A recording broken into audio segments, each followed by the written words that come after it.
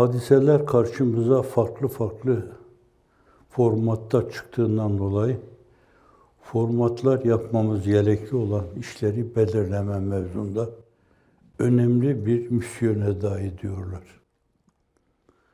Aslında zaten öyle olmasa ülfetler ve ünsiyetler yapacağınız şeylerin tadını, tuzunu alır götürür. Tabloda sürekli değişiklikler olması lazım ki insan ciddi bir gönül inşirahı içinde o tabloyu orada farklı kareler gelip geçiyor, temaşa etsin, zevkle seyretsin bunları. Yeni yeni manalar çıkarsın. Şimdi hadiseler çok farklı şekilde cereyan ediyor. Dolayısıyla bize de bu farklı şeyler karşısında herhalde farklı tavırlar, farklı haller düşüyor. Yani o mevzuda kusur etmemek lazım. Her birisi Cenab-ı Hakk'ın değişik tecelli boyunda ayrı bir lütfudur. Onları birer lütuf gibi görmek lazım. Kimden gelirse gelsin, celali de olsa, cemali de olsa, hepsi Cenab-ı Hakk'ın birer lütfudur demek lazım. Öpüp başımıza koymamız lazım. Şimdi Cenab-ı Hak bir yönüyle bizi imtihan etti. Bir kısım zalimleri musallat etti. Size belki hani çizginizde kaymalara sebebiyet verecek gibi yani. Bunlar yaptıkları şeylerden vazgeçerler, bıkarlar, usanırlar. İnlerine çekilirler, kuyruklarını kısar, inlerine çekilirler falan gibi. Kendilerini aldatan şeylere kapıldılar, vehimlere kapıldılar bunlar. Her dönemde Amnufis'ten Ramses'e kadar, ondan Lenin'e kadar, Stalin'e kadar, Saddam'a kadar, Gazzafi'ye kadar bütün diktatörler, tiranlar hep aynı şeyi yapmışlardır. Fakat sonunda aldanan kendileri olmuştur. Bunların hepsi. Evet, öyle bir zulüm yaptılar. Siz de efendim onların tabiri, onların mülazası, sizinki in değil yani. Siz cennetin saraylarına, köşklerine müteveccih yürüyorsunuz. Hedefinizde rıza ve rıdvan var. Cenab-ı Hakk'ın cemali ve kemalini müşahede etme var. Yerahul müminune bi gayri keyfin ve idrakin ve darbin min misali feyensevnen naime izâ re'evhâ feyâ husrâne ehlel i'tizâli. Ehli itizal Cenab-ı Hakk'ın rü'yetini inkar ettiklerinden dolayı ona bedül emali sahibi yazıklar olsun size diyor. Bağışlayın. Yuf olsun size. Cenab-ı Hakk'ın cemali ve kemalini müşahede etme gibi Hazreti Pir'in ifadesine göre dünyanın binlerce sene mesudane hayatı cennetin, ahiretin esasen bir saatine mukabil değil. Cennetin de binlerce sene mesudane hayatı bir dakika rü'yeti cemaline mukabil değil. Şu galaksiler, sistemler diyorsunuz. Hani belki her bir yerlerinde 1 milyar şey var. Güneş sistemi gibi şeyler var bunların içinde. Bunların hepsini anı vahitte sevk ve idare ediyor. Hiçbirinde bir arıza görülmüyor, bilinmiyor. Hepsinin çehresine ayrı bir güzellik serpiştirilmiş. Bütün bunların hepsi Zat-ı Ecellü Alâ'da mevcut. O cemali ve kemalini insanlara gösterdikleri zaman bayılacak o insanlar. Şimdi buna namzet olan insanlar bence bu dünyadaki gelip geçici şeylere karşı zerre kadar alaka göstermezler. Göstermeyecekleri müsellemdir, öyle diyelim, müsellemdir. Efendim, dolayısıyla zalimler zulmettiler. Fakat bu arada kendinizi, hizmetinizi, hareketinizi ifade etmek için belki çok farklı bir fırsat yakaladınız yani. Böylesi hiç olmamıştı. Çünkü şimdi mazlumiyeti, esasen mazuliyeti, vazifeden azledilmeyi, içeriye atılmayı, belki sürgün edilmeyi, eve kapanmayı, gaybubet etmeyi, yurdunu yuvanı terk etmeyi, bazen evladı iyalini kaybetmeyi, bütün bunlar, bu türlü zulümler sağanak sağanak başından aşağıya belalar mahiyetinde yağdığı zaman çok farklı şekilde Cenab-ı Hakk'a teveccühte bulunuyorsun. Bunları da ahiret hesabına Allah'ım. Ve zannediyorum zaten hani sizin bu alev alev yanan, içinizde ateşi söndürecek tek şey varsa o da bu mülazadır yani. Ne olacak? Boş ver, dünya gelip geçici. Hani şimdiye kadar ölmem diye öyle yaşayan insanlar efendim geldikleri gibi gittiler. Evet. O dünya onlardan sonrakilerine kaldı. Bu dünya böyle bir şey. Bu dünya fanidir. Bunda kalınmaz. Yürü dünya yürü. Sonun virandır. Medet şimdiden sonra ahir zamandır diyeceksin. Efendim ve yürüyeceksin yol hedefine doğru. Rü'yete doğru, rıdvana doğru, Hazreti Ruhu Seyyidül Anam'ın iklimine doğru, sahabe-i kiramın dünyasına doğru, Enbiya-i İzam'ın dünyasına doğru. Yani onların yaptıkları şeyler sana bunu kazandırmıştır. Fakat bu işin içinde çok daha farklı şeyler oluyor. Düşünün yani kendi ülkende inanmış gibi görünen insanlar, ve tahsis bu tabiri kullanıyorum. İnanmış gibi görünen insanlar, mümin tavrı sergiliyor gibi ve her şeyi ona bina ediyor gibi, İslam'a argümanları, dünyevi debdebe ve saltanatları için kullanan densizleri, bunların yaptıklarını, fakat bir de beri tarafta bakıyorsunuz, bir John Powell çıkıyor, efendim bir kitap yazıyor, didik didik etmiş sizin dünyanızı. Köyünüze kadar, kentinize kadar gitmiş, mezarlıklarınızı ziyaret etmiş, değişik şeylerden yeni yeni anlamlar çıkarmış ve kocaman bir mücellet meydana getirmiş ve hiçbir beklentiye de girmemiş. Dünya ona o kitaba talip olmuş. Değişik yerlerde ona o kitap vasıtasıyla kendini ifade etme imkanı, zemini, ortamı hazırlanmış. Her yerde sizin sesiniz, soluğunuz gibi sizi anlatmış. Ve öyle siz de dinlemişsinizdir, öyle bir heyecanla anlatıyor ki, hani yahu bizden böyle bir insan neden çıkmadı şimdiye kadar? Neden böyle bir bülbül sesli bir insan çıkmadı falan? Dedirtecek mahiyette dünyanın dört bir yanında dolaştı. Öyle şeylere cevaplar verdi ki, mesela niye bu adam yalnızdır filan. Evet, sizin bir kuşku aradığınız bir meselede o çok makul şeyler söylemek suretiyle o mevzudaki feveran eden hissiyatı yatıştırdı. Yani şundan dolayı, yani bir insan bir şeye dilbeste olmuşsa esasen dağınıklığa düşmemek için esasın.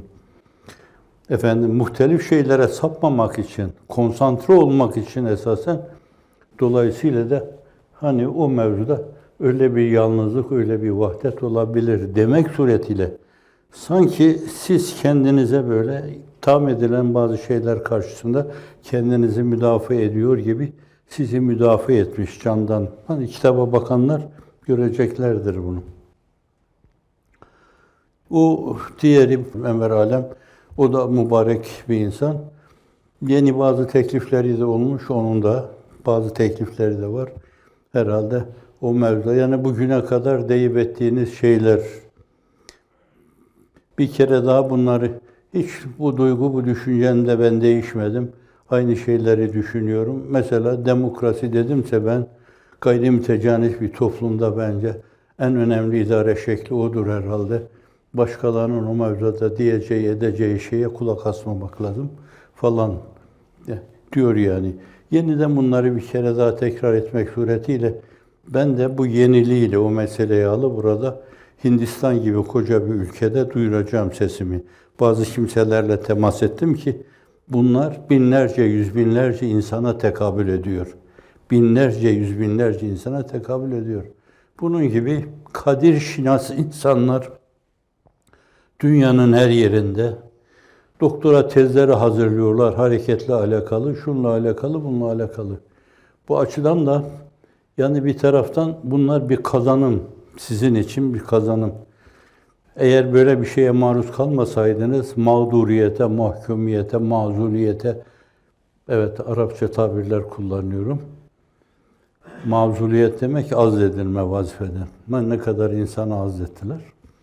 Mehcuriyette terk edilme demektir. Edebiyatımızda bizim mehcur kelimesi çok kullanılmıştır esasen. Yüzüne bakılmamış, aşıklar, maşuklar filan demektir. O ona bakmamış, o da ona bakmamış gibi şeyler, mülahazalar. Bunlar evet kullandım. Hani bazılarınıza belki garip gelebilir de mahsur yok. Bize ait, bizim dünyamızın, edebiyatımızın malzemeleridir bunlar. Onlar birer destan kesiyorlar. Sadi Şirazi gibi, Firdevsi gibi destanlar kesiyorlar. Belaatlarıyla, muhakemeleriyle insanları büyülüyorlar ve bunun altında esasen siz gibi bir hakikati dillendiriyor, bütün dünyaya duyuruyorlar. Siz gibi bir hakikat. O açıdan da hani zannediyorum Namık Kemal'indir bu. Zayıf düştüyse hizmet, şanla noksan gelir sanma, yere düşmekle cevher sakıt olmaz kıymetten diyor yani. Şimdi o devlet diyor, o gün devlete, aliye, İslamiye'ye herhalde hor bakanlara karşı o türlü bir müdafası oluyor. Bugün sizin için de hizmet önemlidir. Hatta bu hizmet tabirini başkaları takdirle karşılıyorlar. Yani seyyidül kavmi hadimuhum. Kavmin efendisi esasen hizmetkarıdır onun. Devlet başkanı bile olsa kavmine, milletine hizmet ediyorsa işte o doğrusu odur yani o meselenin doğrusu odur. Dolayısıyla dünyanın değişik yerlerinde bu hizmet kelimesini takdirle karşıladılar. Hizmet dediler, başka bir şey değil. Hizmet, insanlığa hizmet dediler. Evet, şimdi bu insanlar John Paul veya Enver Bey veya başka yerlerde başkaları, hatta bir kardeşimiz dediydi, zannediyorum 40 kadar doktora hazırlanmışlar, sunmuşlar bu. Şimdi Cenab-ı Hak bir taraftan böyle kapıları size kaparken bir taraftan çok farklı kale kapıları gibi kapılar açıyor. Bütün dünya bugün sizden bahsediyor. Bütün dünya. Efendimiz sallallahu aleyhi ve sellem'in mübarek gaye-i hayali, mefkûre-i ulviyesi esasen benim adım güneşin doğup battığı her yere ulaşacaktır bir gün diyor. Şimdi zannediyorum Efendimiz'in adının ulaşmadığı bir yer kalmamış gibi. Evet. Ama bir gün bir kabullenme de olacak belli ölçüde. Şu anda zaten değişik yerlerde öyle bir saygı var ki bütün o alem hepsini birer mercek yaparak hadiselere baktığınız zaman sadece Türkiye'deki genel durum midenizi bulandırır sizin. O da iyi yani. Şimdilik hele bir oraya gitmeyelim. Böyle dünyanın değişik yerlerinde varabileceğimiz her yere varalım. Allah'ın izni, inayetiyle bakalım ne oluyor. Ne irfandır veren ahlaka yükseklik, ne vicdandır. Fazilet hissi insanlarda Allah korkusundandır. Bütün dünyaya bunu duyuralım. Düşünün dün kendilerine tepeden bakıyor, böyle hor görüyorduk. Belli bir dönemde Osmanlı vesayeti falan diyorduk. Oysa ki yani bizim kardeşimiz onlar. Dün sizinle beraber el ele, omuz omuza, diz dize Yunanistan onlar vasıtasıyla denizleri aşıyordunuz, daha başka yerlere de sözünüzü dinletiyordunuz Allah'ın izni inayetiyle. Belli bir dönemde bir kısım yanlışlıklarla esasen dostu düşman gibi esas algılamış olabilirsiniz. Yanlışlıklara girilmiş olabilir. Fakat hadiseler farklı formatlar istiyor. Farklı formatlar karşınıza çıkınca bugün onlar size farklı türlü bakıyor, siz de onlara farklı türlü bakıyorsunuz. O dünkü kardeşleriniz bugün de farklı bir kardeşlik esas sergiliyorlar. Bakın ekonomik durumları ne kadardır o insanların. Bir Amerika değildir o, bir İngiltere değildir, bir Almanya değildir.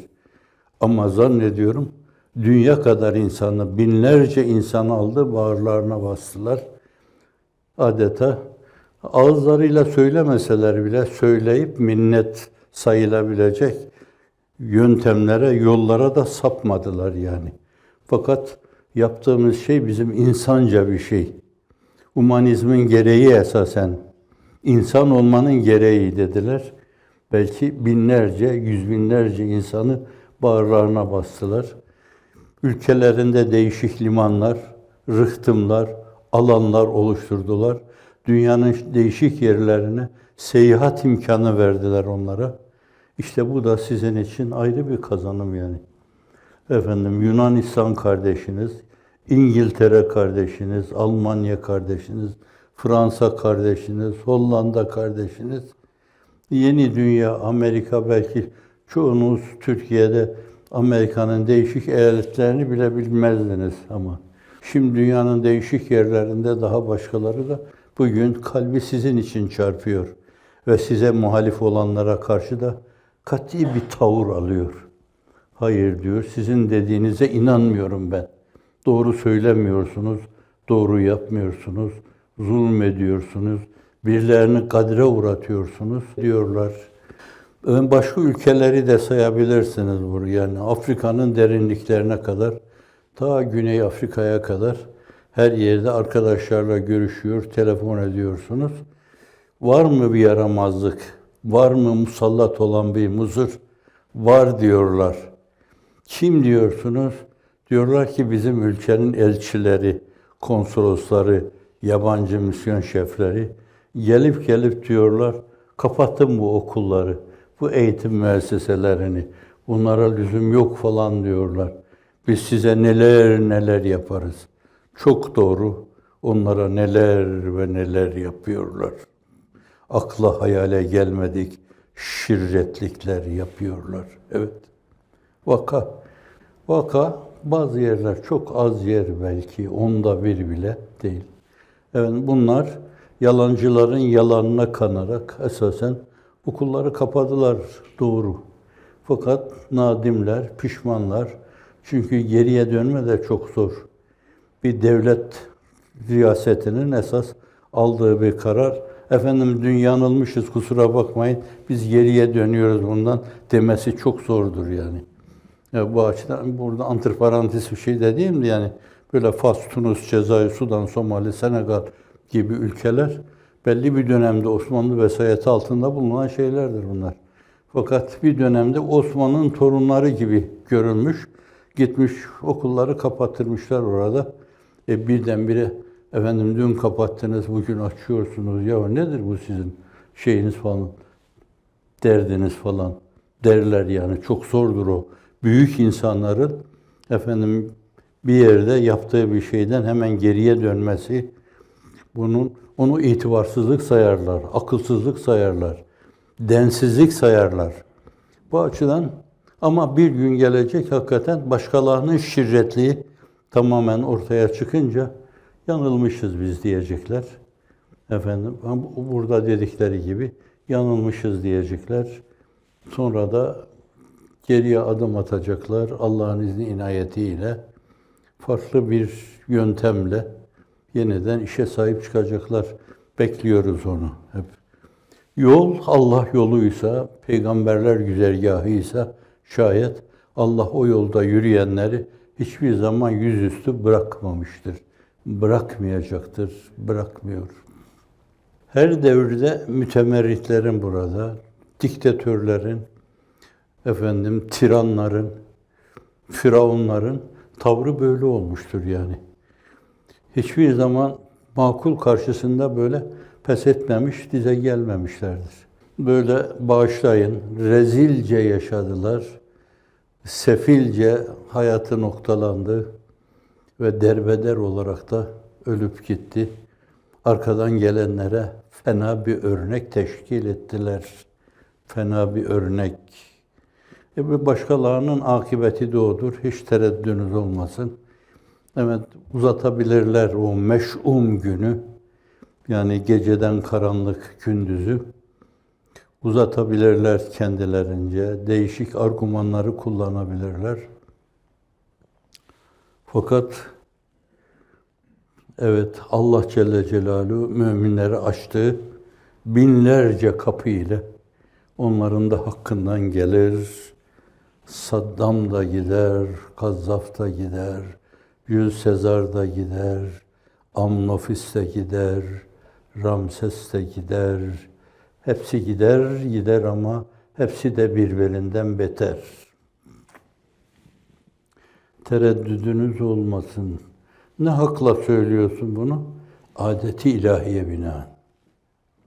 Fırsat verir fakat sonra canlarını inlete alır. Adili mutlak. Hak. Akif ne güzel söylüyor. Hani vel Asr suresiyle alakalı. Halik'in namütenahi adı var. En başı hak. Tabi ben burada bir şeyim var. Hak Cenab-ı Hakk'ın en baş ismi değil. Zaten ismi zat olan lafz-ı celale en baş. Sonra ondan sonra Er-Rahman Er-Rahim, Hay Kayyum. Onun için vezin bozuluyor biraz. Halik'in namütenahi adı var, biri de hak. Ne büyük şey kul için hakkı tutup kaldırmak. Hani ashab-ı kiram ayrılalım derken mutlaka sureyi vel asrı okurmuş. Neden? Çünkü Meknun o büyük surede esrarı fela. Başta iman-ı hakiki geliyor, sonra salah, sonra hak, sonra sebat. İşte kuzum insanlık. Bu dördü birleşti mi yoktur sana izmihlal artık. Bu dördü birleşti mi yoktur sana izmihlal artık. İmanı kamil, ameli salih, sabrı, aktif sabır, hakperestlik, bunlar bu dördü bir araya geldi mi Allah'ın izni inayetiyle karşına dikilen herkes senin karşında pes edecektir. Ve Allah pes, baki heves dedirtecektir. Evet, bu da atasözüdür bizim. Allah pes, baki heves. Evet, Yunanistan'dan bahsediyorduk. Evet, Yunan kardeşlerimiz bizim. Herkese kardeş demeye teşne, hazır bulunuyoruz da. Fakat bazıları öyle mide bulandırıyor ki, tam böyle kar diyeceğin zamanda birdenbire bir istifra geliyor. Diyemiyorsun yani, kada kalıyor. Zaten ka yani vakıf manasına gelir. Dur demektir artık burada. Öyle değil mi? Cezim alamettir. Elhamdülillahi ala kulli hal sivel küfrü ve dalal. Ben sizdeki imana, azme, cehde, gayrete, tabi bütün kardeşlerimdeki şeylere hayranım esasen. Mutlaka o inançla, bu azimle, o kararlılıkla bir yere varacaklarına inanıyorum. Havayı ben bulandırmasam inşallah Teala çok yakın bir gelecekte Cenab-ı Hak onlar gayeyi hayal haline getirdikleri ufka ulaşacaklar. Üveykler gibi o semalarda kanat çırpıp duracaklar. Bu da diyor ki insanlara el açmak hep giran geldi bize. Mihrab-ı hak olana bu türden giran azap. Tatmadık hiç kimseden minnet kokan bir ihsan, vicdanı hür olana minnetli ihsan azap. Allah'tan başkasına karşı kendimizi hiçbir zaman borçlu hissetmedik. falanın filanın kuluyuz demedik. O zavallılar gelirken Allah geliyor gibi diyerek esasen şirke, küfre girmedik. Evet, hele bir tane zavallı, böyle bu çirkin kelimeleri kullanıyorum, sizi rahatsız ediyor mu? Evet. Bak neler yaptık, neler yaptık. Doğru yani, neler yaptınız, neler. Milletin canını okudunuz, ciğerini okudunuz. Şimdi bu yaptığı şeyleri insanlık adına bir şey zannediyor. Bir de bağışlayın, estağfurullah, 100.000 defa estağfurullah. Mel'unun mel'uniyetini ifade eden şeyleri söylerken bile ona karşı saygısızlık olur diye ürperiyorum ben. İzâ câe nasrullâhi vel fethu ve reyten nâse yedhulûne fî dînillâhi efvâca. Efvâca fesebbih bihamdi rabbik ve estağfirhu. Efendim o Mekke'yi fethetti de esasen günah işledi de Allah Celle Celaluhu. Bu ne küstahlıktır. Bizan Allah. Zannediyorum Ebu Cehil bile dememiştir böyle bir şey yani. İnanmamış Efendimiz'e ama Ebu Cehil bile bir şey dememiştir. Ama sen al bunu bakan yap. Ondan sonra da arkadan seyreyle feryadu figane veya efganı. Evet. Allahümme zidna ilmen ve imanen ve yakinen ve tevekkülen ve teslimen ve tafviden ve sıkaten ve etminanen. Ya Erhamer Rahimin. Ya Zelcelali vel İkram. Bizi sensizliğe mahkum etme Allah'ım. Bizi sensizliğe mahkum etme Allah'ım. Rabbena aleyke tevekkelna ve ileyke enebna ve ileykel masir. Hasbunallahu ve ni'mel vekil. Hasbunallahu ve ni'mel vekil. Hasbunallahu ve ni'mel vekil. Ni'mel mevla ve ni'mel nasir. Ufraneke Rabbena ve ileykel masir. Amin ya Rabbi. Hakkınızı helal edin.